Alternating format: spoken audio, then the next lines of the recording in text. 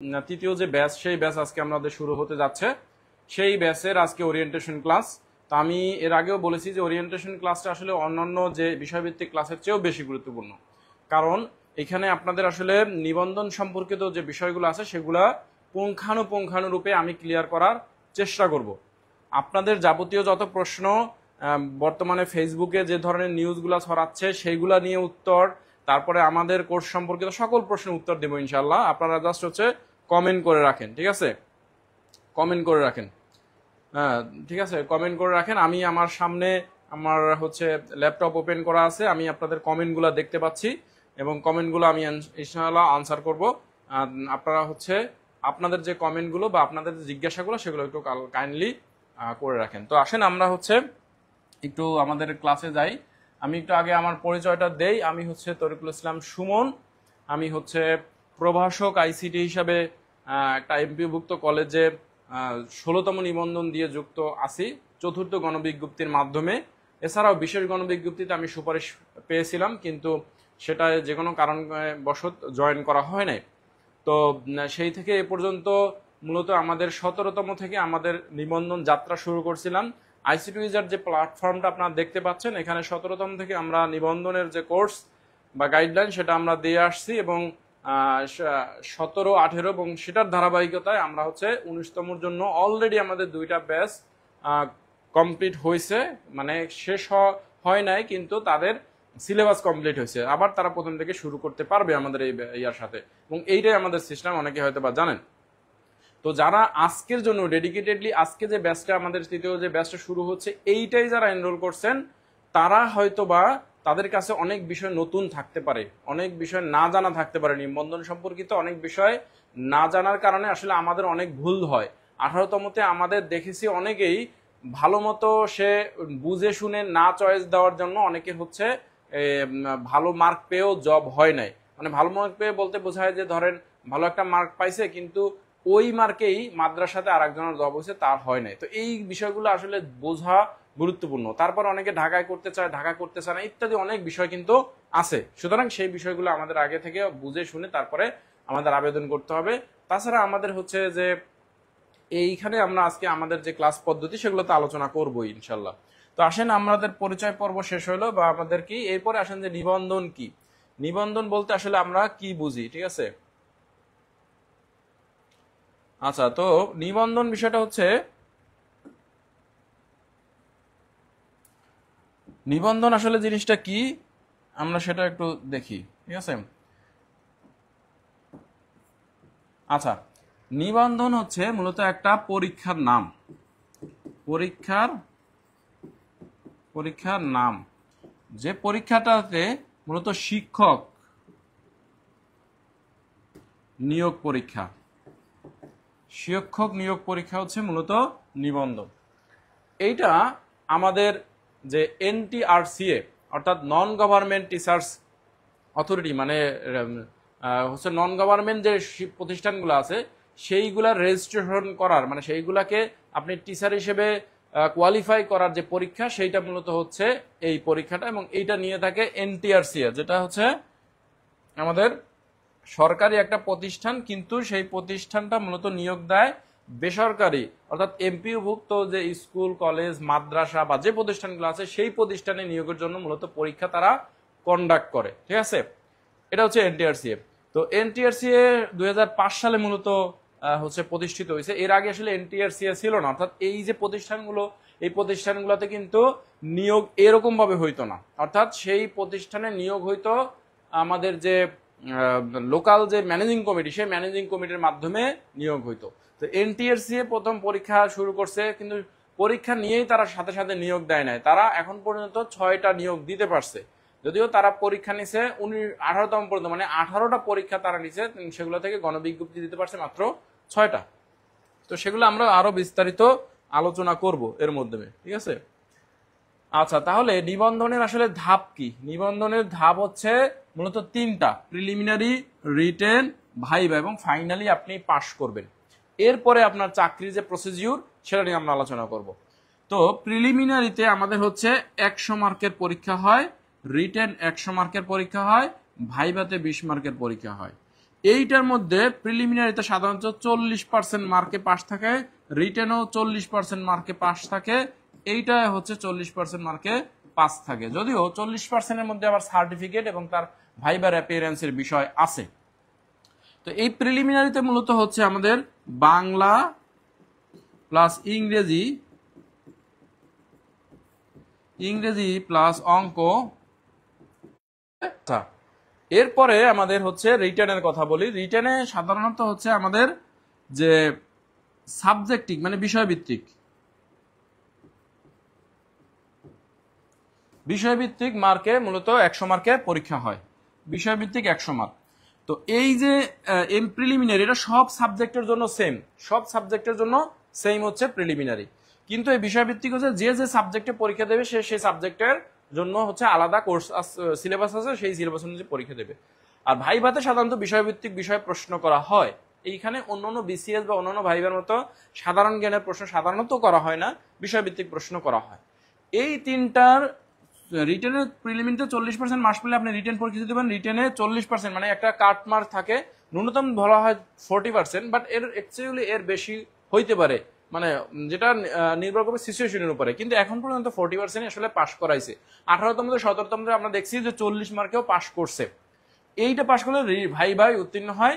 মূলত চাকরি হয় রিটেন মার্কের উপরে, চাকরি রিটেন মার্কের উপর বেস করেই মূলত হয়, মানে আপনার মেরিট লিস্ট হয় রিটেন মার্ক অনুযায়ী। যার রিটেন মার্ক বেশি সে মেরিটে তত আগানো থাকবে এবং সেই অনুযায়ী সে চয়েস লিস্টে এগিয়ে থাকবে। এই হচ্ছে মূলত প্রসেস, ঠিক আছে? আচ্ছা, আপনারা কমেন্ট করে রাখেন, আমরা ইনশাল্লাহ আনসার করবো, ঠিক আছে? তো এই তিনটার পরে পাস করবেন, পাস করার পরে আপনাকে একটা সার্টিফিকেট দিবে, যেটা 18তমতে ই সার্টিফিকেট দেওয়া হয়েছিল। এর আগের গুলো ফিজিক্যাল সার্টিফিকেট দেওয়া হয়েছিল, এবং এই ই সার্টিফিকেটের মাধ্যমে আপনি এনটিআরসি এর যে গণবিজ্ঞপ্তি সেখানে আবেদন করতে পারেন। আবেদন আপনার পছন্দের যে প্রতিষ্ঠান সেই অনুযায়ী আপনি ফালাইতে পারে, মানে আপনি বাংলাদেশের যে কোনো প্রতিষ্ঠানে চয়েস দিতে পারবেন চাইলে, শূন্যপদ অনুযায়ী আপনাকে সেখানে মেরিট অনুযায়ী ফালাবে। সেটার আবার আলাদা প্রসেস আছে, সেটা নিয়ে আমরা বিস্তারিত আলোচনা অন্য ভিডিওতে করছি, সেটা চাইলে কেউ দেখতে পারেন। আচ্ছা, এরপরে আসেন আমাদের পরবর্তী যেটা প্রতিষ্ঠানের আসলে প্রকারভেদ। বাংলাদেশের যে প্রতিষ্ঠানগুলো আছে আমরা জানি যেটা আছে সরকারি আছে, বেসরকারি বা স্বায়ত্তশাসিত। বেসরকারিতে বলতে বোঝায় যেটাই আসলে কোনো সরকারের কোনো অনুদান দেওয়া হয় না, মানে সরকারের কোনো বেতনভূত কিচ্ছু দেওয়া হয় না সেটা। আর যেটা সরকারি বলতে বোঝায় মানে রাজস্ব খাত আর কি, ঠিক আছে? রাজস্ব খাত, এই রাজস্ব খাত হচ্ছে সরকারি বলতে বোঝায়। আর এমপিওভুক্ত বলছে সরকারের বেসিক স্যালারি, যেটা বেসিক স্যালারি পায়। বেসিক স্যালারিটা মূলত হচ্ছে এখানে সরকার থেকে দেয় তাদেরকে, ঠিক আছে? হ্যাঁ, তো গ্রেডের যে বেসিক স্যালারি সেটা থাকে, এবং এটার সাথে কিছু বাড়ি ভাড়া প্লাস হচ্ছে চিকিৎসা ভাতা, ঠিক আছে? চিকিৎসা ভাতা পাওয়া হয়, ওই নামে মাত্র মূল্য দেয়। তো যাই হোক, এগুলা নিয়ে একটু আলোচনা চলতেছে যে এটা যাতে বৃদ্ধি করা হওয়ার জন্য আন্দোলন চলতেছে। তো সেটা ইনশাল্লাহ টুডে অর টুমরো হবে, ঠিক আছে? এবং সরকারের যে প্রণোদনা, সেই প্রণোদনা কিন্তু হচ্ছে 10% আর 15%, অর্থাৎ নবম গ্রেডে 10% আর নবম গ্রেডের উপরে যেগুলো আছে সেগুলো হচ্ছে 15%। সেইটা কিন্তু এই এমপিভুক্ত এরাও পায়, ঠিক আছে? এটা অন্যান্য সরকারি ইয়ার মতো। আচ্ছা, এই হচ্ছে আমাদের 3 ধরনের প্রতিষ্ঠান। তো আমাদের টার্গেট হচ্ছে মূলত এমপিভুক্ত প্রতিষ্ঠান, মানে এমপিভুক্ত প্রতিষ্ঠানে আমরা চাকরি করবো। এখন আসেন আইসিটি সাবজেক্টে নিবন্ধনের বিষয়। আইসিটি সাবজেক্টে আসলে কোন কোন টপিকসের মানে কোন কোন সিলেবাস কোডে আপনারা পরীক্ষা দিতে পারবেন বা পরীক্ষা দেওয়া যায়, ঠিক আছে? সেটা নিয়ে আমরা একটু আলোচনা করি। তো এইখানে আপনারা দেখতে পাচ্ছেন যে আইসিটিতে সাধারণত আমরা 3টা পদের জন্য পরীক্ষা দেই, 3টা বেসিক। সেটা হচ্ছে প্রভাষক, প্রদর্শক, সহকারী শিক্ষক।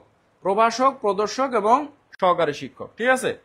প্রভাষক যেটা, এইটা হচ্ছে কলেজ এবং মাদ্রাসার ক্ষেত্রে। প্রদর্শক এটাও কলেজ মাদ্রাসা।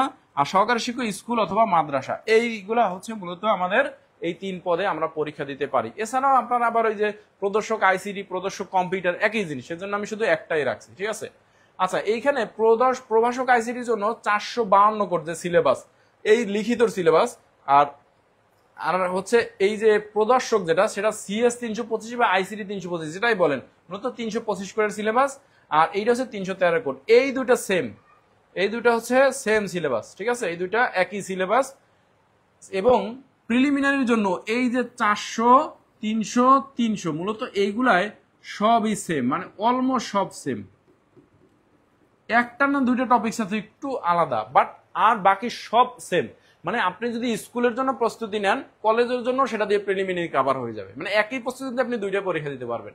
এই জন্য যারা পরীক্ষা দিতে চান 19টার মতো, দুইটাই পরীক্ষা দিবেন, দুইটাই আপনারা পরীক্ষা দিবেন। কারণ দুইটাই পরীক্ষা দিলে আপনার এক প্রস্তুতি দুইটা প্রিলিমিনারি হয়ে যাবে। প্রিলিমিনারি এখন আপনি দেখা যায় যে একটাই যদি টার্গেট করেন, দেখেন ওইটা কোনো কারণে ফেল করে ফেলছে, তখন কি করবেন? এজন্য দুইটাই দেওয়া উচিত যারা পরীক্ষা দিবেন, ঠিক আছে? এরপরে রিটার্নের প্রস্তুতি আপনি সেটার উপর বেস করে নিতে পারবেন। আচ্ছা, তাহলে বোঝা গেল যে আইসিটি সাবজেক্টের মূলত আমাদের এই তিনটা পদে আমরা পরীক্ষা দিতে পারবো। আপনি এইটার পরীক্ষা এই দুটা একই দিনে হয়, এইটা এবং এইটা একই দিনে, একই দিনে। অর্থাৎ আপনি হয় প্রদর্শক অথবা সহকারী শিক্ষক যে কোনো একটা পরীক্ষা দিতে পারবেন, হয় প্রদর্শক দিতে পারবেন অথবা সহকারী শিক্ষক দিতে পারবেন। এই আইসিটি কলেজ এটা তো পারবেনই আপনি, আর এই দুইটাই হচ্ছে আপনি যে কোনো একটাই দিতে পারবেন, ঠিক আছে? এখন আসেন যে এইগুলাই কি কি মানে শিক্ষাগত যোগ্যতা আসলে কি কি লাগে সেটা নিয়ে একটু আলোচনা করি। অনেকেই আছে কনফিউশন। প্রদর্শক আইসিটি সেটা হচ্ছে BSc BSc in CSE ICT অথবা রিলিভেন্ট, মানে রিলিভেন্ট বলতে বোঝায় ইসি, তারপরে আইসি, তারপরে হচ্ছে আপনার ইটি, তারপরে ট্রিপলি,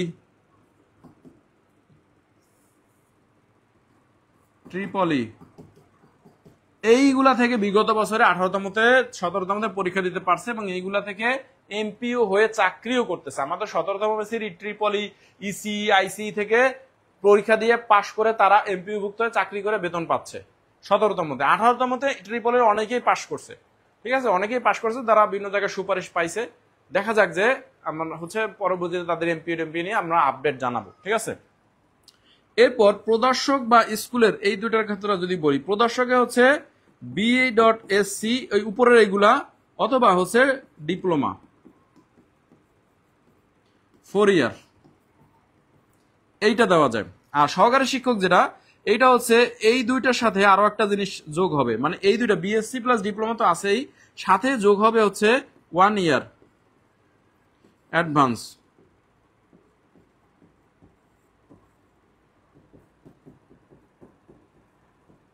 অ্যাডভান্স সার্টিফিকেট আইসিটি, ঠিক আছে, ক্যাটাগরি। এইটা থেকে মূলত পরীক্ষা দেওয়া যায় সহকারী শিক্ষকে। 18তম পর্যন্ত গেছে, 18তম পর্যন্ত এইটায় পরীক্ষা দেওয়া গেছে। এবং এইবার এই যে ষষ্ঠতে এটা থেকে সুপারিশ পাইছে, ঠিক আছে? সুপারিশ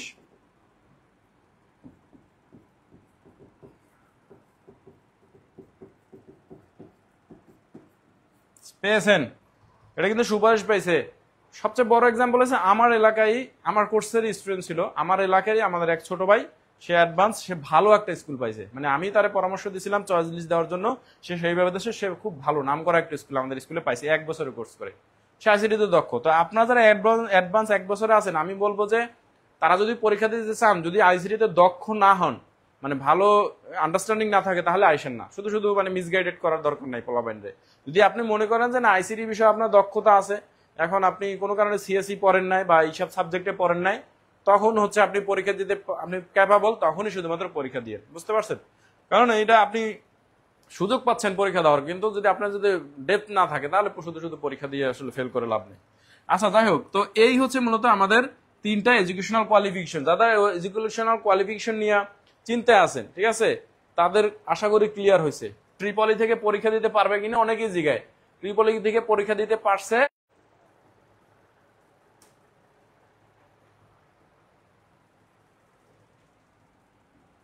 আচ্ছা, সেটা রেকর্ড আছে, ওকে, ঠিক আছে। তাহলে ট্রিপলি নিয়ে কনফিউশন আপনাদের গেল। এরপরে আসেন আমাদের নিবন্ধিত প্রার্থীর সংখ্যা, এইটা একটু আমরা আসি। নিবন্ধিত প্রার্থীর সংখ্যা কত আসলে এখন পর্যন্ত আছে? এখানে 18তমটা আসলে এখানে যুক্ত নাই, এখানে 17তমটা পর্যন্ত যুক্ত আছে। 18তমটা একটা আনুমানিক আমি সংখ্যা এটার সাথে বলে দেব, ঠিক আছে? তো নিবন্ধিত প্রভাষক আইসিডি, প্রদর্শক আইসিডি, সহকারী শিক্ষক আইসিডি, এর আগে এই 17তমতে কত আছে, 15 থেকে 17তম, এইগুলো আসলে আপনাদের এখন না জানলেও চলবে, কারণ এরা আর আবেদন করতে পারবে না। কারণ 17তম পর্যন্ত মানে লাস্ট যেটা হয়েছে যে লাস্ট 3 বছর সার্টিফিকেট যেহেতু মেয়াদ থাকে, সুতরাং এই পিছনে যারা আছে এরা পারবে না, এদের নিয়ে হেডেক হওয়ার খুব বেশি চিন্তা নেই। চিন্তা হচ্ছে 18তমতে, তাই না? 18তমতে আমাদের আইসিটি যেটা 452 কোডে, এইটা যদি আমরা ইয়ার ক্ষেত্রে ধরি মানে প্রভাষকে, সেটাই মনে হয় 1200 প্লাস মাইনাস ছিল, প্লাস মাইনাস। আর কলেজে মানে মাদ্রাসায় ছিল হচ্ছে কত 200-র মতো না, 250টা তো ছিল, তার মধ্যে কিছু মানুষ হচ্ছে ইয়া করছে 250 প্লাস মাইনাস। আমি এক্সাক্ট সংখ্যাটা হয়তো বা এখানে ক্লিয়ার বলতে পারতেছি না, বাট এরকম মাদ্রাসায় এটা কত আছে সেটা আমার জানারও দরকার নেই, কারণ মাদ্রাসায় তো সবার চাকরি হয়ে গেছে যারা আবেদন করছে। মাদ্রাসায় যা ছিল সব চাকরি হয়ে যাওয়ার কথা। মেইন ফ্যাক্ট হচ্ছে কলেজে, কলেজে যেহেতু ফাঁকা ছিল 150টা সিট, তো এর মধ্যে ধরবো যে 150 জন বাদ যাবে, তাই না? আবার অনেকে আছে সরকারি চাকরি হয়েছে, অনেকে আছে আবার স্কুলে জয়েন করছে, অনেক ইয়া আছে, ইস্যু আছে। তো ধরলাম এর মধ্যে 150 বাদ যাবে, তার মানে বাকি যে নিবন্ধিত করা আছে। আবার অনেকে ডুপ্লিকেট আবার পরীক্ষা এবার দিবে। যেটা 431 এটা এখন আর নাই, এটা বাদ, এটা 17তম ছিল। আর 325 এইটাই আসলে সাকুল্যে মনে হয় এর আগে ছিল 100 জনের মতো, আর এইবার মনে হয় সবখানে পাশ করছে, বুঝছেন? 100 এই মানে যেটা হচ্ছে প্রদর্শকে আসলে অ্যাভেলেবেল মানে 800 সিট ফাঁকা ছিল, 800 সিট ফাঁকা ছিল, তার মধ্যে মনে হয় ধরেন 100 বাদ গেলাম, মানে ষষ্ঠক নিয়োগ যদি অ্যাকচুয়াল ফাঁকা তো আরো অনেক বেশি, কারণ এটা নিয়োগ হয়েছে মাত্র কয়েকটা প্রদর্শকের, মাত্র ওই 2-3টা নিয়োগ হয়েছে, 2-3টা নিয়োগের সব মিলে 200 মানুষের নিয়োগ হয় নাই, মানে যতগুলো কলেজ আছে তার মধ্যে 200 নিয়োগ হয়েছে, বাকিগুলো ফাঁকা আছে, ঠিক আছে, মানে নিবন্ধিত আছে। আচ্ছা সিএস 300 এইগুলাই 1 থেকে 17তম অনেক মানুষ আসছিল, ওই যে আগে 6 মাস কোর্সদারিও ছিল, কিন্তু সেগুলো বাদ যাবে কারণ ওইগুলো এখন আর লিস্টে নাই। সিএস 313 যেটা, এইটাই গতবার মনে হয় 3000 সামথিং বা 3000 আশেপাশে পাশ করছে, আমি এক্সাক্ট সংখ্যাটা বলতে পারতেছি না, 3000 সামথিং আশেপাশে পাশ করছে, আমার এক্সাক্ট সংখ্যার মনেও নেই। তো সেখান থেকে পদ ফাঁকা ছিল প্রায় 7500, 7500 পদ ফাঁকা ছিল। তো তার মধ্যে আমরা যদি ধরে যে 3000ও সবারই চাকরি হয়, তারপরে আবার হচ্ছে আমাদের অনেক পদ ফাঁকা রয়ে গেছে, ঠিক আছে। পদ ফাঁকা নিয়ে যদি আমাদের এখানে আছে মানে নিচে তথ্য আছে। এখন আসেন প্রতিষ্ঠান সংখ্যা কত, আসলে অ্যাকচুয়ালি প্রতিষ্ঠান সংখ্যা কত। আমরা যদি কলেজ মানে এইটা হচ্ছে আমাদের যে অধিদপ্তর,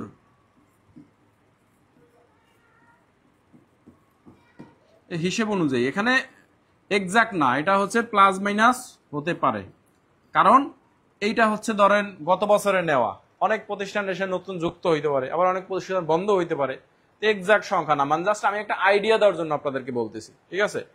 এখানে দেখেন 2038টা আছে এমপিওভুক্ত কলেজ, শুধু কলেজ আছে 2038টা, আর স্কুল ও কলেজ আছে 1100, তার মানে টোটাল 1193, মানে টোটাল হচ্ছে এখানে 1200 ধরতে পারি, মানে 3200 হয়েছে প্রভাষকে, অল বাংলাদেশে প্রভাষকে 3200 কলেজ পর্যায়ে আছে। আর যদি মাদ্রাসা ধরি আমরা, মাদ্রাসায় দাখিল পর্যায়ে আছে 6500, আলিম আছে 7800, এবং স্কুল আছে প্রায় হচ্ছে, এই আলিম বলতে এখানেও কিন্তু আবার এই 7800 যে আছে এইখানেও কিন্তু আবার হচ্ছে আইসিটি প্রভাষক পদ আছে, তাই না? দাখিলেও হচ্ছে আইসিটি সহকারী শিক্ষক পদ আছে, প্রভাষক আছে, প্রদর্শক আছে। এখানে স্কুলে আছে 14829 প্লাস মাইনাস, এই পরিমাণ হচ্ছে আমাদের স্কুল আছে, যে স্কুলে আইসিটির একজন করে শিক্ষক হইলে আমার এই 14,000 শিক্ষক দরকার বা লাগবে। এনে হয়তো অনেক প্রতিষ্ঠানে আছে নাই, সেটা নিয়ে আমরা আলোচনা করতেছি না। এরপরে চাকরি কিভাবে হবে, মূলত আপনারা নিবন্ধন পাশ করার পরে, আচ্ছা প্রশ্নের উত্তর দিব, যারা প্রশ্ন করতে থাকেন সমস্যা নেই। নিবন্ধনে মূলত পাশ করার পরে আমাদের যে প্রসেস, সেগুলো আসলে কি, সেগুলো প্রসেসগুলো হচ্ছে প্রথমে আপনার হচ্ছে ন্যাশনাল মেরিট লিস্ট থাকবে, তারপর গণবিজ্ঞপ্তি হবে, গণবিজ্ঞপ্তিতে আপনি আবেদন করবেন। এইবার কিন্তু খুব দ্রুত গণবিজ্ঞপ্তি দিয়েছিল, মানে রেজাল্ট দেওয়ার দেখা যায় কয়েকদিনের 15-16 দিনের মধ্যে গণবিজ্ঞপ্তি দিছে, কিন্তু গণবিজ্ঞপ্তি রেজাল্ট দিতে আবার একটু সময় লাগছিল ওই সার্টিফিকেট সংশোধনী একটা ঝামেলার জন্য। তার যাই হোক ফাইনালি 18তম রেজাল্ট দিচ্ছে, আপনারা জানেন। এরপরে চূড়ান্ত সুপারিশ, এরপর আপনি জয়েন করবেন, জয়েন করার পর এমপিও বা বেতন ভাতা। এইগুলা প্রসেস সব জায়গায় কম বেশি আছে, কিন্তু এখানে একটু প্রসেসটা একটু বেশি, মানে এই এমপিভুক্ত প্রতিষ্ঠানগুলোতে জয়েনিং এর প্রসেসটা একটু বেশি সরকারি বা অন্যগুলোর তুলনায়, ঠিক আছে। তো এইগুলা নিয়ে চিন্তিত হওয়ার কিছু না, এগুলো আমরা কমপ্লিট গাইডলাইন আমরা পরবর্তীতে দিয়ে দেই ইনশাআল্লাহ, এটা সমস্যা হবে না। এরপর আছে নিয়োগ কিভাবে হবে। নিয়োগ হয় গণবিজ্ঞপ্তির মাধ্যমে, অর্থাৎ প্রত্যেকটা প্রতিষ্ঠান শূন্যপদ জমা দেয়, শূন্যপদ জমা দেয়, ঠিক আছে। কার কাছে? এনটিআরসি এর কাছে।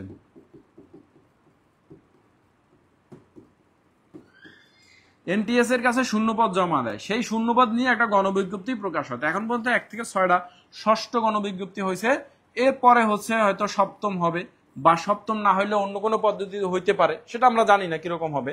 তো এই শূন্যপদ জমা দেয় এনটিএসসি, সেইটার এগেইনস্টে মূলত সার্কুলার দেয়, এবং আপনার চয়েস অনুযায়ী আপনি 40টা প্রতিষ্ঠান দিতে পারেন, 40টা প্রতিষ্ঠান চয়েস দেওয়া যায়। চয়েস দেওয়ার পরেও আপনি হচ্ছে ইএস অপশন চালু করে রাখতে পারেন, যেটা এই 40টা না হলে এই 40টার পরবর্তী প্রতিষ্ঠানে আপনারা সুপারিশ করবে সেটার জন্য। তো যাই হোক, এইটা হচ্ছে মূলত প্রসেস। এই প্রসেসে আপনাকে সুপারিশ করবে আপনার পছন্দ অনুযায়ী। আপনি যে কোনো জেলায় দিতে পারবেন, প্রাইমারির মতো আপনার জেলায় হবে বিষয়টা সেরকম না, এটা নিয়ে অনেকের প্রশ্ন থাকে।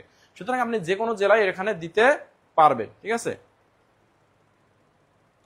আচ্ছা, এই যে অনেকে বলতেছেন এখন তো গণবিজ্ঞপ্তি থাকবে না। আচ্ছা, গণবিজ্ঞপ্তি থাকবে না ভালো কথা, শিক্ষক নিয়োগ তো থাকবে। আর গণবিজ্ঞপ্তি থাকবে না সেটার একটা আমার ইয়া দেখান তো, মানে এনটিআরসি এর কোনো প্রজ্ঞাপন বা নিউজ দেখান। অনলাইনে তো সেই 16তম দেখতেছি কত কিছুই তো প্রকাশ হইলো, তো সেটার আলটিমেট রেজাল্টটা কি সেটা আমাকে একটু বলেন। আপনারা যারা এই যে, আমি জানি এগুলো নিয়ে আপনারা বলবেন, তো সেটা নিয়ে আমি কথা শেষে বলবো। তারপর আপনাদের বলবি, আপনারা যে এই যে ভিন্ন উড়ো খবর বলতেছেন সেটার একটা সোর্স দেন, মানে এনটিআরসি এর একটা প্রজ্ঞাপন অথবা নিউজ দেন আমাকে, ঠিক আছে। সেই তারপর আমি সেটা মানবো। আর যদি কোনো সিস্টেম হয়ও, সেটা নিয়ে আমি কথা বলতেছি, আসতেছি। আপনাদের যেটা জিজ্ঞাসা সেটা আসতেছি, ঠিক আছে।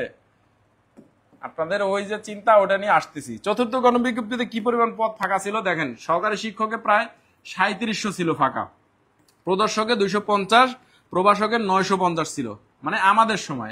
এইটা আমি ছিলাম আমাদের সময়। শোনেন, ঘটনা হচ্ছে কি দেখেন, প্রভাষকের 950, এর মধ্যে মনে হয় 120টার মতো কলেজ ছিল, ঠিক আছে, আর বাকি সব মাদ্রাসা ছিল। প্রদর্শকে 250, সব কলেজ মাদ্রাসা মিলিয়ে। সহকারী শিক্ষকে এটা ছিল 3700-এর মতো।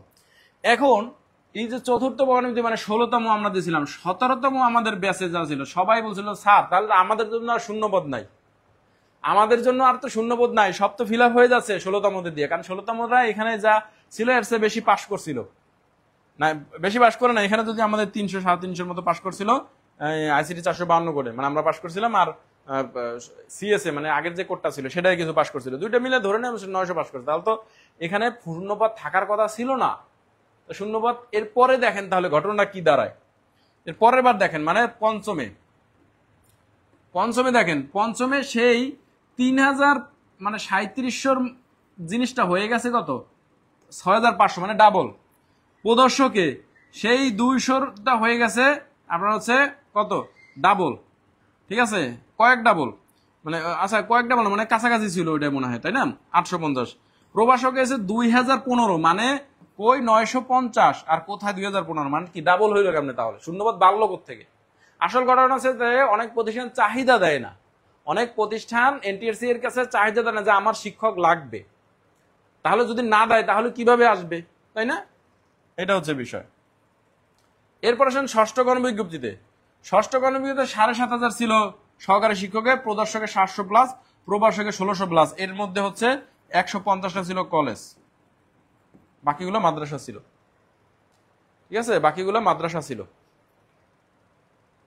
আচ্ছা, তাহলে দেখেন এখানেও কিন্তু শূন্যপদ তাহলে 17তম মানে 18তমরা বলছিল স্যার আমাদের জন্য তো শূন্যপদ থাকবে না, অথচ দেখা গেছে এইবার অনেক ভালো ভালো কলেজ ছিল, প্রতিষ্ঠান এই ষষ্ঠতে ছিল, বুঝতে পারছেন। এইবার অনেক ভালো ভালো প্রতিষ্ঠান ছিল, যেটা 17তম সেগুলো ছিল না। তো আসলে সবাই দিন মানে যারা 17তমর আফসোস করছিল, আবার এখন 18তম আফসোস করে, আবার 19তমরা ভয়ে আছে যে আমরা আমাদের জন্য থাকবে কিনা। আসলে তো শূন্যপদ কখনো শেষ হওয়ার না, বিশেষ করে আইসিটি তো হবেই না। কারণ এটার কারণ আমি ব্যাখ্যা করতেছি কেন, ঠিক আছে। আইসিটিতে এখন আপনাদের এই মনে প্রশ্ন যে স্যার শূন্যপদের কি ফাঁকা থাকবে সিট, তাহলে কি ফাঁকা থাকবে, এই প্রশ্ন আপনাদের মনে সবার মনে আছে 19তমদের, ঠিক আছে, শূন্যপদে আসলে থাকবে কিনা। আচ্ছা, আমরা তৃতীয়তে আরো শূন্যপদ কম ছিল, তাহলে প্রত্যেকবার কি বাড়ছে কিনা বলেন, প্রত্যেকবারে তো বাড়ছে। শুধু এইবার 2015 থেকে 1600 আসছে, মানে কলেজের ক্ষেত্রে। শূন্যপদ তো বাড়ছে 1600, চিন্তা করছেন মানে কোন জবের কোঠা 1600 পদ, 2000 পদ, এটা কি চারটিখানি কথা? 7500 শূন্যপদ, এটা কি চারটিখানি কথা কোন একটা চাকরি পরীক্ষার জন্য? কোন চাকরিতে আপনি দেখাইতে পারেন 7500 পদের কোন সার্কুলার হয়েছে একসাথে?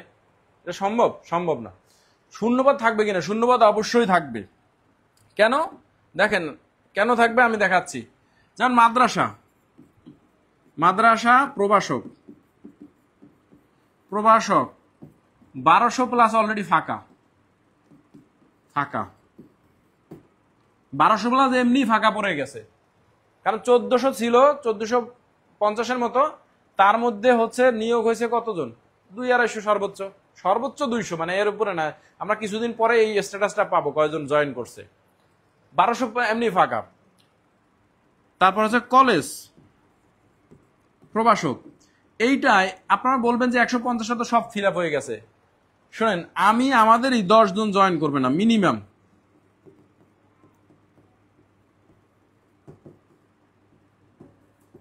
করবেন না। 10 জন কারা? আমাদের এই যে জানেন যে অফিসার আইটি জনতা ব্যাংকে আইটিতে রেজাল্ট দিয়েছে, তার মধ্যে আমাদের কাছে 8-10 জন পাইছি যারা হচ্ছে কলেজের সুপারিশ পাইছিল, কলেজ লেভেলে, অনেকে মাদ্রাসায় পেয়েছে। তো এই 8-10 জন এমনি করবে না। এরপর আরো আসেন, এই 37তম বিসিএস অনেকেই হচ্ছে লিখিত দিছে, লিখিত ভালো হয়েছে, ভাইবা ভালো হইলে তারা আবার দেখা যায় যে বিসিএস হয়ে যাবে। 49 বিসিএস দিতেছে, ঠিক আছে। আবার এই যে এপি অ্যাসিস্ট্যান্ট প্রোগ্রামার আসতেছে, এরা আসলে কারা? যারা এই যে কলেজে যারা টপ করছে তারা দেখবেন ওইসব জায়গায়ও টপ করবে, ওইসব জায়গায় ভালো করবে। ব্যাংকের সামনে বড় সার্কুলার মানে নিয়োগ সামনে আসতেছে, তো এইগুলা থেকে কলেজের এরা আবার সুইচ করবে কিছু, তো অটোমেটিক এইগুলা থেকে ফাঁকা থাকবে। এরপরে আসেন বাংলাদেশে ডিগ্রি কলেজ, ডিগ্রি কলেজগুলোতে আসলে এখনো অনেক জায়গা আছে আইসিটি শিক্ষক দিয়ে পড়াচ্ছে না, আইসিটি শিক্ষক পড়াচ্ছে না। আমি আমার যে কলেজে আমি পড়ছি সেই কলেজে 700 থেকে 800 পরিমাণ ভর্তি হয়, সেখানে 2-3 জন শিক্ষক পড়ায়, তার মানে একজন শিক্ষক কম্পিউটার আর বাকি 2জন আসলে আইসিটির না, মানে আইসিটি ব্যাকগ্রাউন্ডের না, তারা পড়াচ্ছে দিব্যি। এরকম অধিকাংশ কলেজগুলোতে তাই। এখনো অনেক জায়গায় আছে শিক্ষক লাগে কিন্তু চাহিদা দেয় না। আবার যেমন বাংলা অথবা ইংরেজি, বাংলা প্লাস ইংরেজি, এটা তো আপনারা জানেন, ইংরেজি এবং আইসিটি এই তিনটা হচ্ছে কম্পালসারি সাবজেক্ট। বাংলা ইংলিশে 3 থেকে 4 জন শিক্ষক থাকে, 3 থেকে 4 জন শিক্ষক থাকে, আর আইসিটিতে 1 জন, তাও 1 জন অনেক জায়গায় নাই, 1 জন বা 0। এই 3 থেকে যে 4 জন, আমার ওই যে কলেজের পড়লাম, আমি যে কলেজে পড়ছি সেটাই বাংলা শিক্ষক 4 জন, ইংরেজির 4 জন শিক্ষক, অথচ আইসিটির 1 জন শিক্ষক, অত ছাত্র সংখ্যার সন্ধান, মানে যাদের ইংলিশ আছে, তাদের বাংলা আছে, তাদের আইসিটিও আছে। তাহলে এইসব জায়গায় একজনে কিভাবে পড়াবে? তাদের 2-3টা শাখা, তারা কিভাবে পড়ায়? আসলে তারা ওই পার্ট টাইম শিক্ষক দিয়ে পড়াচ্ছে, নিয়োগ দিচ্ছে না। তো এইসব জায়গায় হচ্ছে আইসিটিতে হচ্ছে 2-3 জন শিক্ষক নিয়োগ হবে সামনে, এটা নিয়ে কাজ চলতেছে। যেহেতু আমি হচ্ছে মানে মোটামুটি অনেক কলেজের শিক্ষকদের সাথে পরিচিতি বা জয়েন আছি, যুক্ত আছি, সেই সব জায়গায় হচ্ছে এই 3-4 জন শিক্ষক নিয়োগের জন্য তারা হচ্ছে বিশেষ করে ডিগ্রি কলেজগুলা তারা হচ্ছে মন্ত্রণালয়ে জানাচ্ছে, কারণ খুবই সমস্যা হচ্ছে আইসিটি ক্লাস নেওয়ার জন্য। আইসিটি ক্লাস কমার্সের স্যাররা নেয়, অন্য সাবজেক্টের স্যাররা নেয়, তো এখানেও নিয়োগ হবে। তার মানে ওখানে দেখেন আপনি ডিগ্রি কলেজ যদি বাংলাদেশে 1000 থাকে, তাহলে ওই 1000 শূন্যপদ আবার 1 জন করে আরো নতুন নিয়োগ দিলে ওই একটা ফাঁকা পড়ে থাকবে। বিশেষ করে কামিল মাদ্রাসা, ফাজিল মাদ্রাসা, আবার অনার্সে আইসিটি বাধ্যতামূলক হচ্ছে, অনার্সে এবং ডিগ্রিতে এইটা আইসিটি বাধ্যতামূলক হচ্ছে। বাধ্যতামূলক হলে সেখানে তো আইসিটি শিক্ষক থাকবে, মাস্ট বি। যেসব কলেজে অনার্স আছে, ওই যে আমি যে কলেজে পড়ছি সেখানে অনার্স আছে, এমপি মুক্ত কলেজ, তো সেখানে আইসিটি থাকলে আইসিটি শিক্ষক একজন ওই শাখায় একজন নিয়োগ দিতে পারবে। আইসিটিতে আমি মনে করি আরো 2-3টা নিয়োগের পরও শূন্যপদ থাকবে, এরকম অন্যান্য সাবজেক্টের মতো হবে না। আমি কলেজের কথা বলছি, আর স্কুলের কথা যদি বলেন, ভাই 7500 স্কুল পর্যায়ে 7500 প্লাস ফাঁকা ছিল, তার মধ্যে এবার সর্বোচ্চ আমি ধরলাম 2000, সর্বোচ্চ 2000 জয়েন করবে। মানে এটা অ্যাকচুয়ালি কিছুদিন পর বলা যাবে, কিন্তু 2000 কখনোই জয়েন করবে না, বুঝছেন? হয়তো কারণ এখানে অনেকেরই আছে যে যারা পাশ করছিল তারা কলেজেও পাশ করছে, স্কুলে পাশ করছে, আবার অনেকে পাশ করছে তাও দূরবর্তী হয়েছে দেখে জয়েন করবে না, বিভিন্ন ইস্যুতে জয়েন করবে না। তো আমি এই 7500 2000 যদি পদ ইয়ে থাকে, তাহলে আবারও তো সে আপনার সেই 5000 পদ ফাঁকা রয়ে গেল। আর প্রদর্শক সবই ফাঁকা, মানে প্রদর্শকের সদ্যই মূলত হয়েছে। এবার প্রদর্শক একমাত্র যেখানে 50 থেকে 60 মার্কে ঢাকার মধ্যে, ঢাকার কলেজে ঢাকার কলেজে চাকরি হয়েছে, বুঝছেন? ঢাকার কলেজে 50 থেকে 60 মার্ক হয়েছে। তাদের ঢাকায় চাকরি মাস দরকার, তারা প্রদর্শকে আবেদন করবেন। প্রদর্শক এবং সহকারী শিক্ষকের যে সুযোগ সুবিধার পার্থক্য, সেটা নিয়ে আমাদের বিস্তারিত ভিডিও আছে, সেই ভিডিও দেখলে আপনারা হচ্ছে ক্লিয়ার হয়ে যাবেন। ওকে, এটা আমরা আরো আলোচনা করব ক্লাসে, অসুবিধা নেই। হ্যাঁ, আরো আমরা আলোচনা করব, সমস্যা নেই। এরপরে আসেন, তাহলে পদ ফাঁকা আমরা কিভাবে দেখবো? কোনো একটা প্রতিষ্ঠানে পদ ফাঁকা কিভাবে দেখবো? এই যে emis.gov.bd এই পোর্টালে গেলেও আপনি দেখতে পারবেন, অথবা হচ্ছে মাদ্রাসার জন্য memis.gov.bd এই ওয়েবসাইটে গেলেও আপনি হচ্ছে শূন্যপদ দেখতে পারবেন প্রতিষ্ঠান অনুযায়ী। ঠিক আছে? আচ্ছা, এখন আসেন আমরা আমাদের কোর্স হিস্টোরি কি, কবে এবং কেন শুরু করলাম। মূলত আমি 16তম নিবন্ধন দিছি যখন, তখন 2019 সালের দিকে আমি তখন ব্যাংকের পরীক্ষাগুলো দিতাম, মানে বিভিন্ন ব্যাংকের আইটির পরীক্ষাগুলো দিচ্ছিলাম এবং বেশ কিছুতে রিটার্ন পাস করছি, কিছু ভাইবা দিচ্ছি, এরকম অবস্থা আর কি।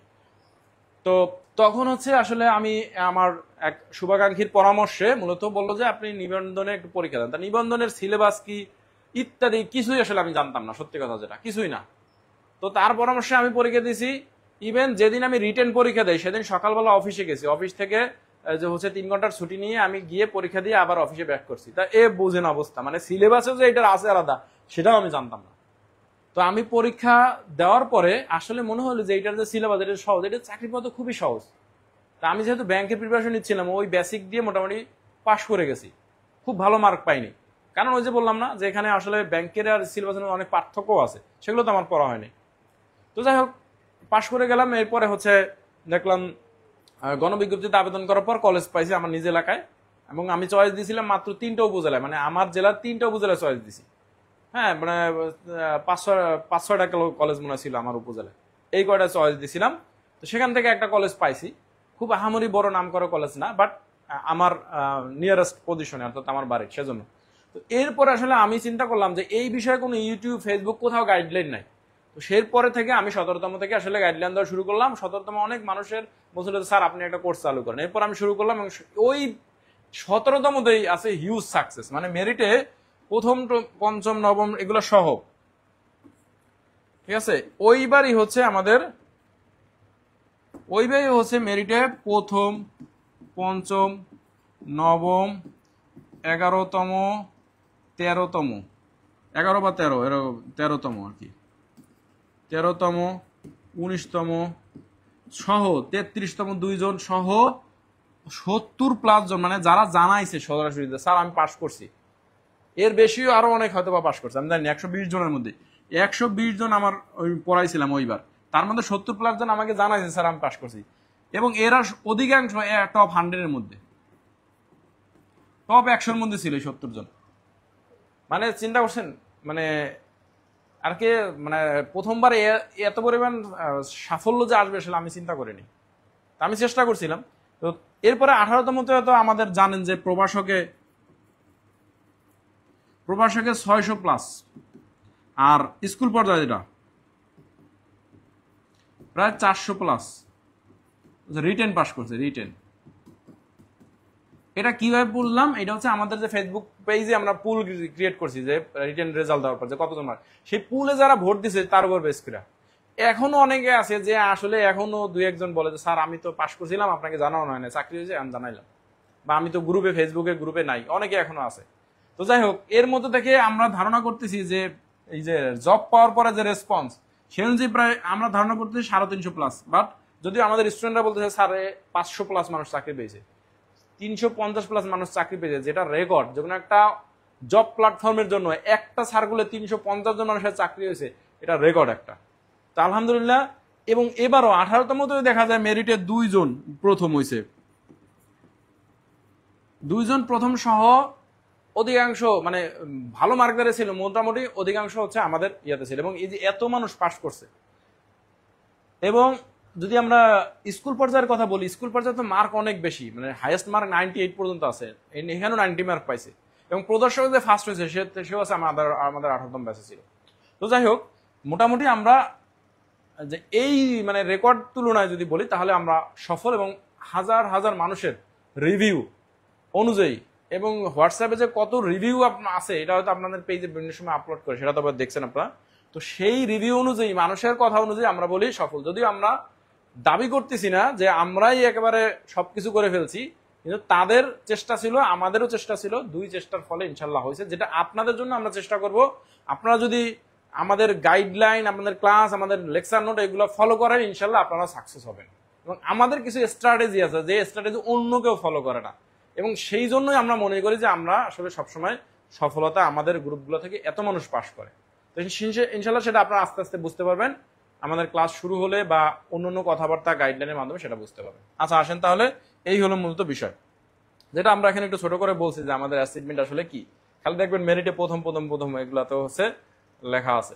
ও এইখানে 17টার মধ্যে কিন্তু 431 করে যে মেরিটে প্রথম ছিল, সেও আমাদের ব্যাচের ছিল। মানে 431 করেও কিন্তু আমি বলি না যে 431 প্রথম, ওইটারও চতুর্থ, তৃতীয়, মানে সব অধিকাংশ মোটামুটি আমাদের ইয়েতে ছিল। আচ্ছা আসলে কোর্স প্ল্যান কি, আমরা আসলে কিভাবে সাজাচ্ছি, কোর্স আপনাদের কিভাবে করব, এটা হচ্ছে মূলত আমাদের এখন পার্ট যেটা। ঠিক আছে,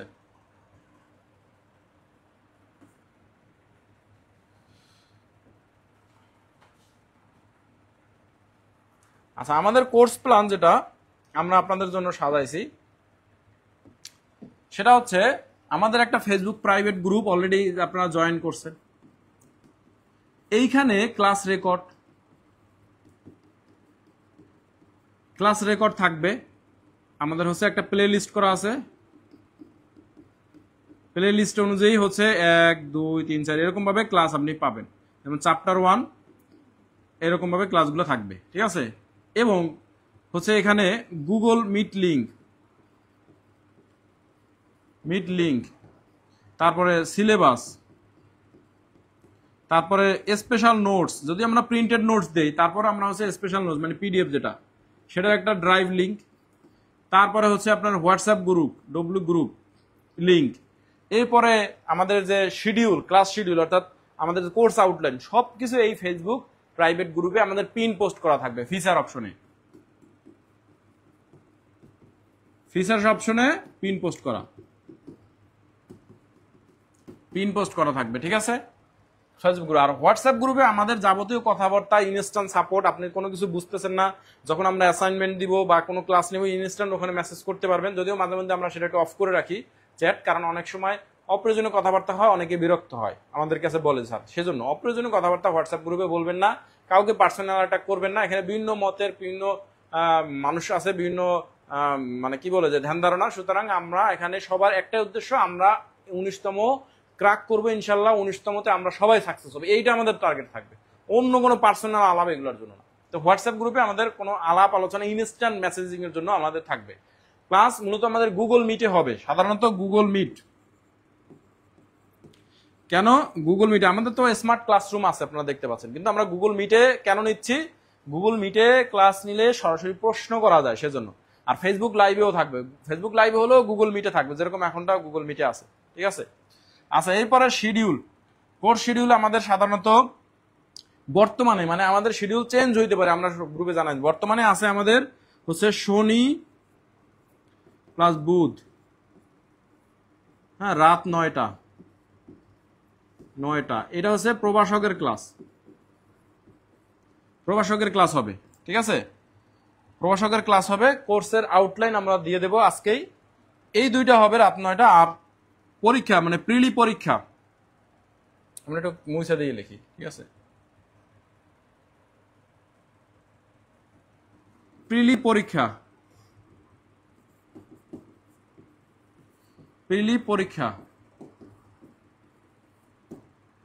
পরীক্ষা হচ্ছে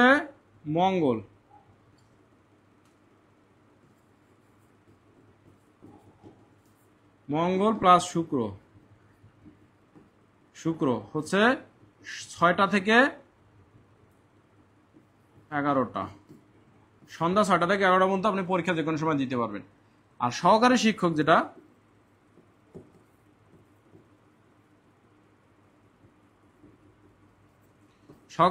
সোমবার রাত 9টা। আপাতত এই দিন হচ্ছে, আর 2 দিন প্রিলি পরীক্ষা। তবে এই প্রিলি সহকারী শিক্ষকটা 2 দিন হবে, আমরা হচ্ছে এই মুহূর্তে না, কয়েকদিন পরে আমরা 2 দিন করে ফেলবো এটা, ঠিক আছে। এই 2 দিন করে ফেলবো, এইভাবে আমাদের ক্লাস চলতে থাকবে। বাকি কোনো আপডেট আমরা গ্রুপে জানাই দিব। প্রিলিমিনারি পরীক্ষার আমরা দিয়ে দেব ক্লাস এক্সাম অ্যাসাইনমেন্ট। এই মুহূর্তে আমাদের অ্যাসাইনমেন্ট সিস্টেম হচ্ছে, এবং প্রিলিমিনারি পরীক্ষার পরে আমরা রিটেন পরীক্ষা নেওয়া শুরু করব। রিটেন প্রশ্ন দিয়ে দেব এবং ফাইনাল যে মডেল টেস্ট সেটাও দিব। এবং বিগত বছরে দেখা গেছে এই ফাইনাল মডেল টেস্ট থেকে অনেক বেশি প্রশ্ন আমাদের কমন পড়ছে হুবহু, বুঝতে পারছেন? সুতরাং সেই মডেল টেস্টগুলো দিবেন। এই মুহূর্তে আমরা রিটেনের জন্য পরীক্ষা নিচ্ছি না, এই মুহূর্তে রিটেনের জন্য অ্যাসাইনমেন্ট নিচ্ছি, মানে অ্যাসাইনমেন্ট আকারে আপনি জমা দেবেন। আর পরীক্ষা যেটা হচ্ছে মার্কিং হয় না অ্যাসাইনমেন্টে, আর পরীক্ষা দিলে মার্কিং হবে। এটা হচ্ছে আমরা প্রিলি পরীক্ষার পরে নিব। আর এখন প্রিলি পরীক্ষা আছে আমাদের ফুল সিলেবাসের পরীক্ষা, কোন বই পড়বেন প্রিলিমিনারির জন্য সব আমরা বিস্তারিত একটা লেকচারে দিয়ে দিছি, সেটা আপনারা দেখবেন। এরপরে আমাদের প্রিলির মানে সার্কুলার দিলে প্রিলির জন্য আলাদা কোর্স চালু হবে, যার মধ্যে রিটেন ব্যাচে যারা থাকবে তাদের জন্য আমরা হয়তো বা এটা খুবই নামে মাত্র মূল্য, ওইটা বিসিএস ক্যাডাররা পরীক্ষা নেবেন, যারা প্রিলি এক্সপার্ট তারা ক্লাস নেবেন, ওইখানে হয়তো নামে মাত্র মূল্য, মানে যেটা না হলে নাই সেরকম একটা কোর্স ফি দিয়ে আপনারা চাইলে ওখানে যুক্ত হতে পারবেন। আর যুক্ত যদি না হন সমস্যা নাই, পুরো মানে কিভাবে প্রিলি আপনারা ক্র্যাক করতে পারেন সেটার গাইডলাইন আমরা সার্কুলার দিলে আপনাদেরকে ইনশাল্লাহ দিয়ে দেবো, চিন্তার কোনো কারণ নাই। আর প্রিলি অনেকেরই লাগে না, আমরা জানি, আমাদের অনেকেই বলেন যে স্যার প্রিলি লাগবে না। আচ্ছা, প্রিলিমিনারি কি বই কিনবেন? আপনার আগের যদি বই থাকে সেই বই পড়লে হবে, তবে বিগত বছরের প্রশ্নের জন্য আপনারা ওই যে শুধুমাত্র নিবন্ধনের জন্য কিছু বই পাওয়া যায়, যেমন গাজী মিজানুর রহমান স্যারের একটা বই আছে, লেকচার পাবলিকেশনের বই আছে, অগ্রদূতের মনে বই আছে, এইসব বই একটা কিনলে বিগত বছরের প্রশ্ন পাবেন। বিগত বছরের প্রশ্নগুলো আগে সমাধান করবেন ব্যাখ্যা সহ, এরপরে সিলেবাস ধরে ধরে আপনি যে কোনো বই থেকে পড়তে পারেন। হ্যাঁ, আমরা বইয়ের লিস্ট দিয়ে দিছি, তারপর সেটাও ফলো করতে পারেন আপনি, ঠিক আছে? আর কিভাবে পড়বো আমরা বলছি যে সিলেবাস শিডিউল দেওয়া আছে, হ্যাঁ শিডিউল অনুযায়ী পরীক্ষা হবে, হ্যাঁ পরীক্ষা হবে, সেই পরীক্ষা আপনি দিবেন শিডিউল অনুযায়ী যে পরীক্ষাগুলো, সেই পরীক্ষাগুলো আপনি অ্যাটেন্ড করবেন পরে আগের দিন, তাহলে আপনার শিডিউল পুরো সিলেবাসটা কভার হয়ে যাবে। তো এরপর আপনি বুঝতে পারেন কোথায় আপনার গ্যাপ আছে, কোন বিষয়টা আপনার পড়া লাগবে, সেটা ইনশাল্লাহ প্রিলিমিনারি সার্কুলার দিলে আপনি হয়ে যাবে। পরীক্ষা আমরা কিভাবে দেবো? পরীক্ষা হচ্ছে আমাদের গ্রুপে আপনি দিবেন, আমাদের এই যে লেকচারারে সাধারণত 2 দিন, শনি বুধবার, আর অ্যাসিস্ট্যান্ট টিচারে 1 দিন সোমবার, আর হচ্ছে পরীক্ষা হচ্ছে আমাদের এই 2 দিন মঙ্গল এবং শুক্রবার হচ্ছে প্রিলিমিনারি পরীক্ষা। এইভাবে আমাদের কোর্স আগাইবে, ঠিক আছে? কোনো কারণে চেঞ্জ হলে সেটা আমরা জানাই দিব। বুক কবে পাবো? বুক অলরেডি আপনারা অনেকে পেয়ে গেছেন, তারপর যারা এনরোল লাস্ট এই 2 দিনে এনরোল করছেন, অনেকের বই হচ্ছে আজকে গেছে, আবার কালকে যাবে। বই নিয়ে চিন্তা নাই, পাবে। ক্লাস কই পাবেন? ক্লাস হচ্ছে ফেসবুক পেজে ফিচার অপশনে পিন পোস্ট করা থাকবে। এছাড়া কয়েকদিন পর পর আমরা গুগল মিট, এই হোয়াটসঅ্যাপ গ্রুপে আমরা লিঙ্ক বারবার দিয়ে দেয় যে ক্লাসের লিঙ্ক ওই ক্লিক করলে ডাইরেক্ট গুগল মিট, মানে গুগল মিটের যে প্রতিদিন লাইভ ক্লাস হবে, একটা লিঙ্কেই ক্লাস হবে, সেইটা দিয়ে দিছি আমরা। আমাদের যেহেতু পেইড গুগল মিট আছে, সুতরাং আপনারা সেটাই সে ক্লাস করতে পারবেন, সমস্যা নেই, ঠিক আছে? এরপরে হচ্ছে আমাদের কিভাবে পড়বে, বাংলায় নাকি ইংরেজিতে? দেখেন, বাংলায় বা প্রভাষকের ক্ষেত্রে বাংলা অথবা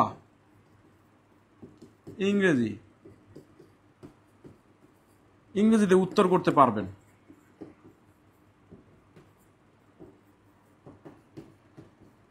বাংলা অথবা ইংরেজিতে উত্তর করতে পারবেন, ঠিক আছে?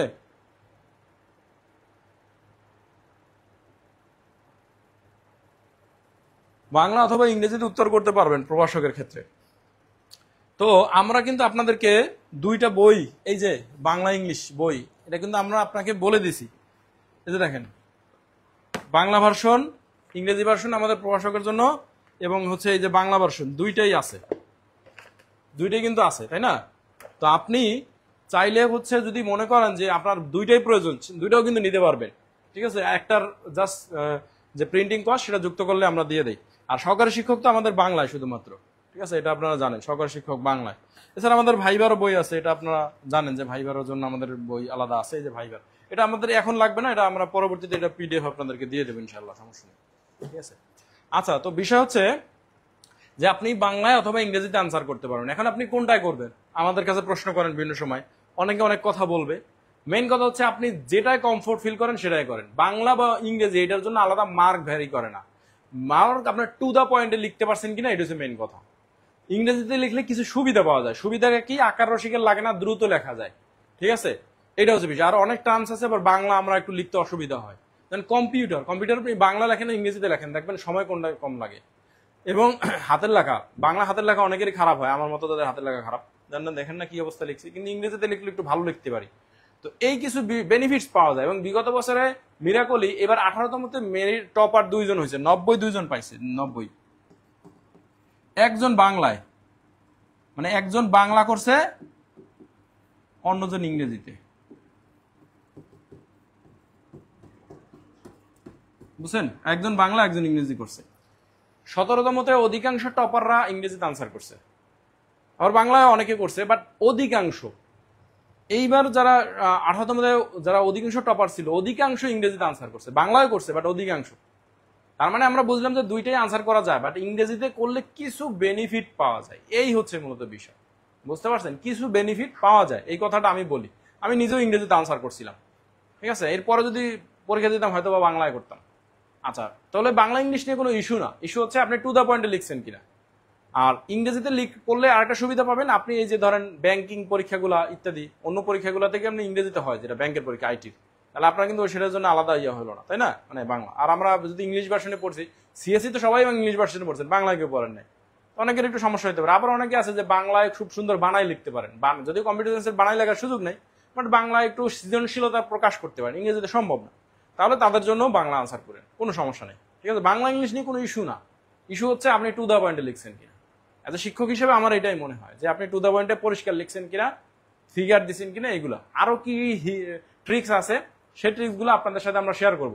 যারা এই যে 17তম 18তমতে যারা টপার ছিল, তারা কিভাবে টপার হয়েছে, এত মার্ক কেন পাইছে, সেই যে গোপন হ্যাকসগুলা, সেই হ্যাকসগুলো আপনাদের সাথে শেয়ার করব। তারা সরাসরি করবে, আমরা না। তাদেরকে গেস্ট হিসেবে যারা ইনভাইট করব, যারা আসতে চায়, তারা এসে আপনাদেরকে সরাসরি ক্লাসের মধ্যে বলবে যে এই দিন, এবং তারা কাছে আপনার প্রশ্ন করতে পারবেন যে ভাই আপনি কি কি করছিলেন, কেন আপনি এত মার্ক পাইলেন, তারা আপনাদেরকে উত্তর দিবে। এইটা 17 18তমতে আমরা এই কাজটা করছিলাম। 17তমদের মেরিটে প্রথম থেকে শুরু করে টপারদের আমাদের ক্লাসে আনছিলাম, তারা এসে সরাসরি বলছে। এরকম ভাবে আমরা আপনাদের জন্য সেই ব্যবস্থা করে দেব, সেটা প্রিলিমিনারির পরে।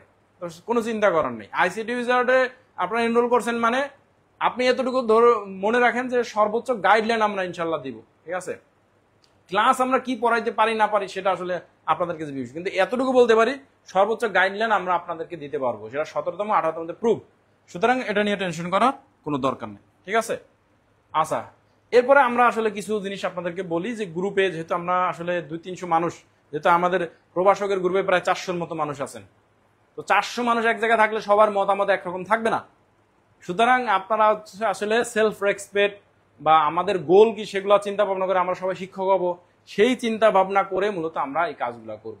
18তম বা 17তমতে সবাই যে শিক্ষক হইতে চাইছিল এটা না, কিছু মানুষ ছিল এমনি, তো তারা সংখ্যা খুবই কম, তাদের কথা আসলে বলতেও চাই না। তারপর আপনাদেরকে জাস্ট রিমাইন্ড করতে চাই আসলে আমরা সবাই সেলফ রেসপেক্ট বজায় রাখবো, গ্রুপে যাতে শৃঙ্খলা বজায় থাকে সেইগুলো আমরা করব। আমরা যাতে হচ্ছে একে অপরের পার্সোনাল বিষয় নিয়ে অ্যাটাক করবো না, এমন কোনো হিংসাত্মক কথা বলবো না যেটা আমাদের গ্রুপের পরিবেশ নষ্ট করে। এই হচ্ছে মূলত বিষয়। এখন আপনাদের প্রশ্ন নিয়ে আমরা আলোচনা করব। আমরা হচ্ছে আগে একটু ফেসবুকের কমেন্টগুলো বলি, এরপরে আমরা গুগল মিটে যাব। গুগল মিটে আমাদের হচ্ছে এই ফেসবুক লাইভ অফ করে দিব, অফ করে তারপরে গুগল মিটে আমাদের যারা কোর্সে এনরোল করছেন পেইড, সেই পেইডদের সাথে কথাবার্তা হবে আমাদের গুগল মিটে, ঠিক আছে? মিটে কথা হবে, মানে লাইভ কথাবার্তা হবে গুগল মিটে। আর এখন ফেসবুকে যারা কমেন্ট করছেন, আমাদের কোর্সের এখানে অনেকেই আছেন অবশ্য ফেসবুকেও, কিন্তু এই যে গুগল মিটে আমরা আপনারা সরাসরি প্রশ্ন করবেন, আমি ইনশাল্লাহ উত্তর দিব। আসেন আমরা একটু দেখি যে কে কি প্রশ্ন করছিলেন, ঠিক আছে? ফেসবুকে প্রশ্ন করছেন বা গুগল মিটেও যারা প্রশ্ন করছেন সেটা একটু আমরা দেখে আসি কে কি প্রশ্ন করছেন। আচ্ছা, এক ভাই আমাকে প্রশ্ন করেছিলেন যে স্যার প্রাইভেট গ্রুপে হোয়াটসঅ্যাপ কি মেসেজ করা যাচ্ছে না, সেটা আমরা সমাধান করে দিছি, মানে আমি মেসেজ অফ রাখছিলাম। এরপরে স্যার গুগল মিটে কথা শোনা যাচ্ছে না, গুগল মিটে আমি মিউট করে রাখছি, কারণ ফেসবুকে আপনারা একটু শুনেন, গুগল মিটে একটু পরে আমরা কথা বলবো সেজন্য। Sound clear? আচ্ছা। তারপরে আজিজুল হক মুস্তাফি বলছেন স্যার আমাদের সমস্যাগুলো পাঠাই আপনারা সমাধান করেন, মিউট রাখেন। আচ্ছা, মিউট করে রাখবো, সমস্যা নেই। মাদ্রাসার প্রভাষক পদে চাকরি করে কি কলেজে যাওয়া যাবে? মূলত আসলে এইটা যাওয়া যায় কিভাবে, আপনি সমপদে ইন্ডেক্স, মানে ওই যে দেখা যায় শূন্য পদগুলা যাতে মাদ্রাসায় যেহেতু অনেকে চয়েস দিতে চায় না, মানে আমাদের সময় মাদ্রাসায় কোনো ক্যান্ডিডেটই পায় না, আবার সব ফাঁকা রয়ে গেছে। এইবারও তো আসলে আমার এলাকায় সব মাদ্রাসা আবার ফাঁকা রয়ে গেছে, আবার কোনো ক্যান্ডিডেট পায় না। তো এইটার লক্ষ্যে তারা আসলে একটা থেকে আর একটা যাতে একবার ইন্ডেক্স হলে সমপদে না যাইতে পারে সেটা অফ করে রাখছে, বুঝছেন? কারণ ঘুরে ফিরে কিছু মানুষের চাকরি হয়, এটা অফ করে রাখছে। তো আপনি ইন্ডেক্স ডিলিট করে আবেদন করতে পারবেন।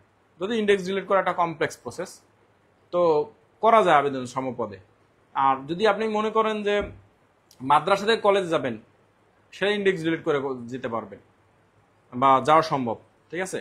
ইন্ডেক্স থাকলে হয়তো সমপদে সম্ভব না, সুপারিশ করবেন এনটিএস, এটা বলছিল তারা। বাকিটা আসলে প্র্যাকটিক্যাল ফিল্ডে গেলে বোঝা যাবে কি হয়। প্রাইভেট গ্রুপের রিকোয়েস্ট আশা করে দেবো, অ্যাকসেপ্ট, কোনো সমস্যা নেই। আমরা হয়তো ক্লাসের সময় আসলে অনেকে ক্লাসের শেষ মুহূর্তে এনরোল করে, তো তার জন্য করা যায় না। যেমন আজকে কালকে অধিকাংশ মানুষ এনরোল করছে, তাদের বই গ্রুপে জয়েন করানোর সময় সাপেক্ষ বিষয়। আচ্ছা স্যার, আমাদের যে ব্যাচটা হয়েছে এক্সাম কবে থেকে নিবেন? গ্রুপে বলে দেবো এক্সাম কবে থেকে নিব। আর প্রিলিমিনারির জন্য তো পরীক্ষা চলতেছে। আসসালামু আলাইকুম স্যার। ওয়ালাইকুম আসসালাম, শুনতে পাচ্ছি, ডাবল সাউন্ড শোনা যাচ্ছে। একটু আপনারা গুগল মিটটা অফ করে রাখেন, তাহলে ডাবল সাউন্ড শুনবেন না। আচ্ছা, তারপরে আমরা হচ্ছে যারা ট্রিপলি থেকে আইসিটি লেকচারার প্রবলেম হবে কিনা, এই যে কামাল আব্দুল সাফি ভাই বলছেন ট্রিপলি থেকে সমস্যা হয় না, 17তমতে ইন্ডেক্স পাইছে, চাকরি করতেছে, ট্রিপলি না শুধু ইসি, ইটি, আইসি সবগুলো থেকেই। আর 18তমতে অনেকেই সুপারিশ পাইছে, দেখা যাক, তাদেরটা আমরা আপডেট জানাবো। আশা করি সমস্যা হবে না, যেহেতু পিএসসিও ট্রিপলিদের সুযোগ দিচ্ছে, বিশেষ করে এপি এগুলো সব। আর এখানে এনটিএসসি তো একটা সিলেবাসেই পরীক্ষা নিচ্ছে, সুতরাং এখানে না হওয়ার কিছু নাই। তবে আপনি খুব বেশি আইসিটিতে দক্ষ না হইলে আপনার দেওয়ার দরকার নাই, শুধু শুধু পরীক্ষা দেবেন কেন? মানে আপনি আইসিটিতে দক্ষ হইলে তারপরে শুধু আইসেন, বুঝতে পারছেন? এটা আপনাদেরকে বলবো। যারা বিএসসি ইঞ্জিনিয়ারিং করছে তারা কি মাদ্রাসা কলেজে অ্যাপ্লাই করতে পারবে? ইঞ্জিনিয়ার নিপু মন্ডল বলছে অবশ্যই পারবেন। মানে আপনি হয়তো বা মানে ধর্মও কিন্তু এখানে বিষয় না, মানে মুসলমানরাও কিন্তু মাদ্রাসায়, এই কলেজ, স্কুল সব জায়গায় যেরকম চাকরি করতে পারে, যারা অন্য ধর্মাবলম্বী আছেন, হিন্দু বা খ্রিস্টান, তারাও কিন্তু সমানভাবে মাদ্রাসা বা অন্য প্রতিষ্ঠানে পারে, সমস্যা হয় না মাদ্রাসার ক্ষেত্রে। 19তম এমসিকিউ হবে না রিটেন হবে? এই দিস ইজ দ্য প্রশ্ন, বুঝতে পারছেন? এইটার কথাই আমি বলতেছিলাম যে এইটাই আপনারা করবেন, ঠিক আছে? দেখেন, এই যে এমসিকিউ না রিটেন, এমসিকিউ না রিটেন, এইটার প্রজ্ঞাপন কি আপনারা পাইছেন আদৌ? মানে এনটিআরসি কে কোথাও বলে দিছে যে আমাদের এমসিকিউ হবে এবার? বলছে কোথাও? আসলে বলে নাই। আপনারা এই যে 16তম থেকে এইটা দেখে আসছি যে প্রত্যেকটা পরীক্ষার আগে এরকম অনেক মানুষ নিউজ ছড়ায়, বুঝছেন? বিভিন্ন নিউজ ছড়ায়, কিন্তু বাস্তবতা কতটুকু সেটা দেখতে হবে। হ্যাঁ, পরীক্ষা দ্রুত নেওয়ার জন্য অনেক কিছু করবে, এটা সত্য, কিন্তু সেটা লজিক্যাল কিনা এটা মিলাইতে হবে। এখন যদি কোনো কারণে এই এমসিকিউ হয়, মানে সাবজেক্টিভ,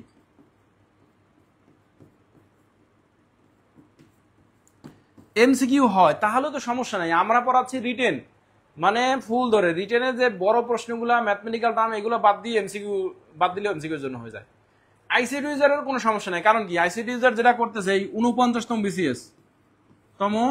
বিসিএস আপনারা জানেন 15টা সাবজেক্ট এমসিকিউ পড়াচ্ছি, 15টা সাবজেক্টের এমসিকিউ, আমাদের এমসিকিউ বেজ নোট পড়াচ্ছি, অর্থাৎ নিবন্ধনের যে সাবজেক্টগুলো আছে সেটা ওই 15টার মধ্যে আছে।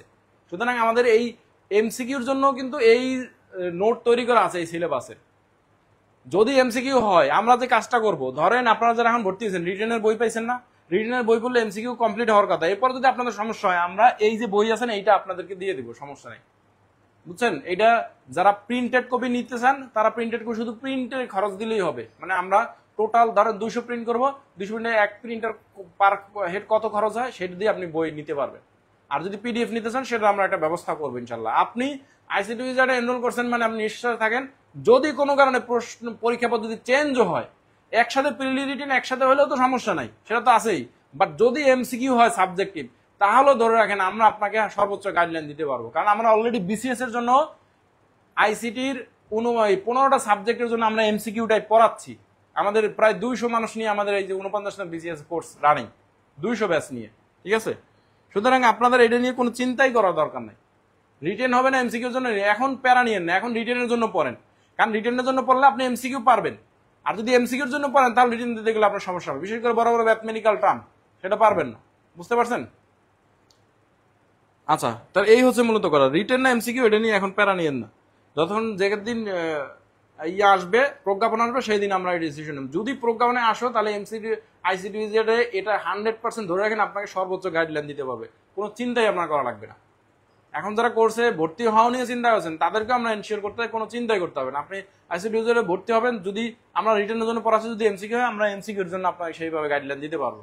এবং সার্কুলারের পরে যে সময় থাকবে, এই এখন ব্যাচে ভর্তি হলে আপনি সেই ব্যাচে আবার ক্লাস করতে পারবেন, আপনাকে আবার পড়াবো, সেই দায়িত্ব সেই লাইব্রেরিস আমাদের, আপনার কোনো চিন্তা করা লাগবে না। এতটুকু আশ্বস্ত করলাম, আর তো কোনো কথা থাকতে পারে না, তাই না?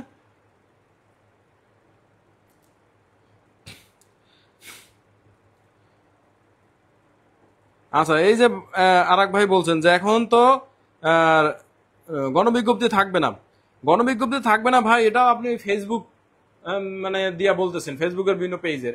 ওটা তো এক এক সময় এক এক কথা বলে, একবার বলে শিক্ষক নিয়োগ হবে, আর বলে যে এমসিকিউ হবে জেনারেল পার্ট, আবার বলে রিটেন এবং এমসিকিউ এক কথা হবে। কোনটা আপনি বিশ্বাস করবেন?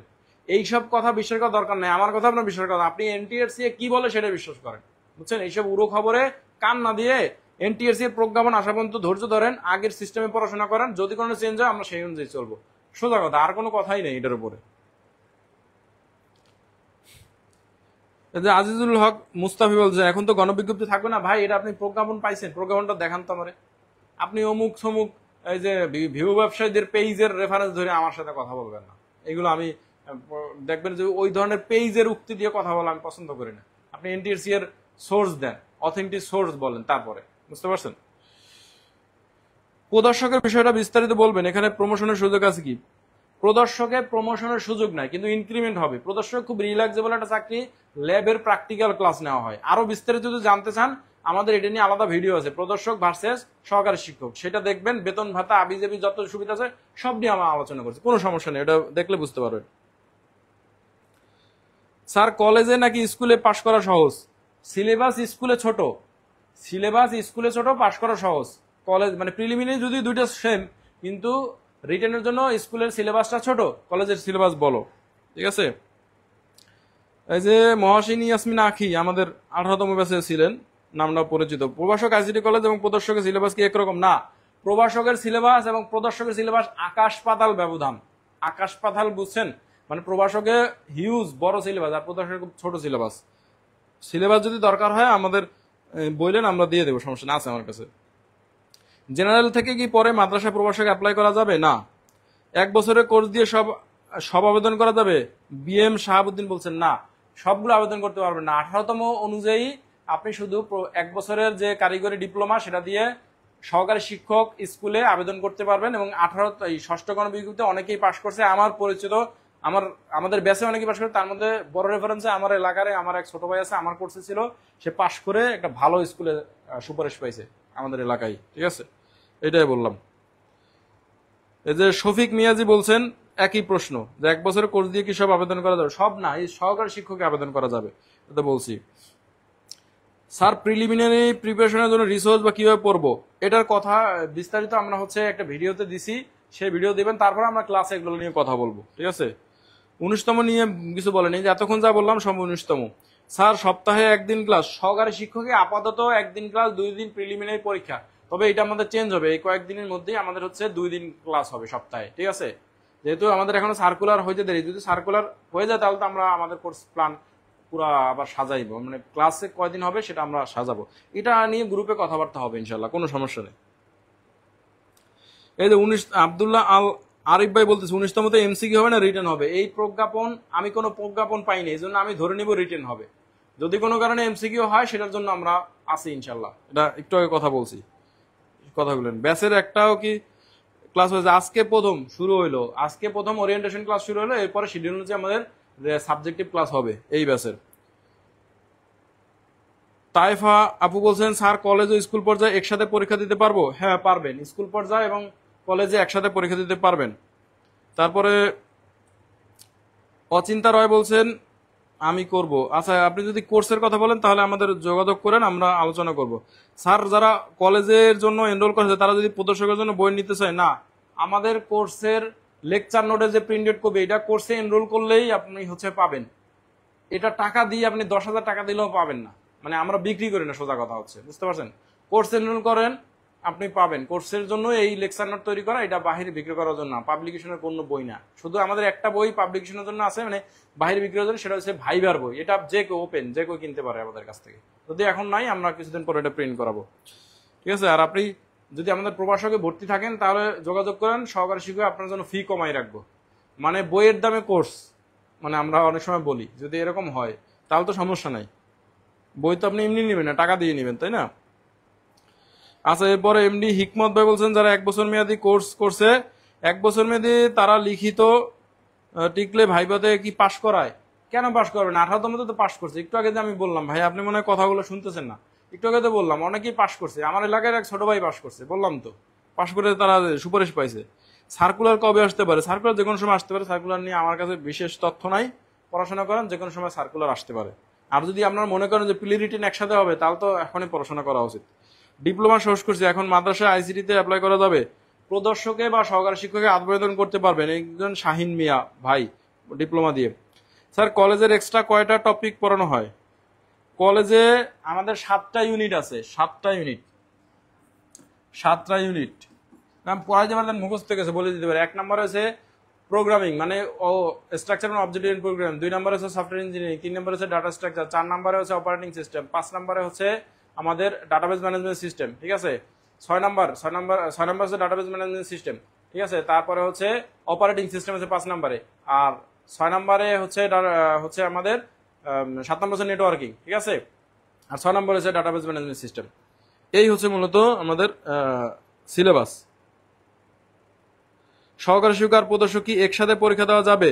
না, জসিম ভাইয়ের দিন সহকারী শিক্ষক এবং প্রদর্শক একই দিনে পরীক্ষা হয়। আমি বলছি ভিতরে একই দিনে একই সময় পরীক্ষা, আপনি যে কোনো একটাই পারবেন। প্রদর্শক আর প্রভাষকের মধ্যে একই দিনে পরীক্ষা হয়?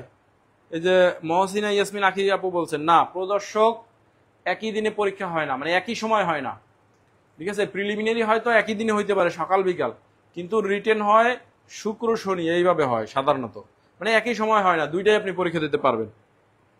এই হচ্ছে বিষয়।